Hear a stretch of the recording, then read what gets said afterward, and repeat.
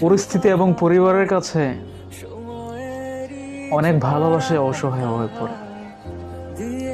আমি এমন ভালোবাসা দেখেছি, কয়েক বছরের ভালোবাসা, তাদের সাথে এমন চুক্তি হয়েছিল মরণে তারা একজন আরেকজনকে ছেড়ে যাবে না।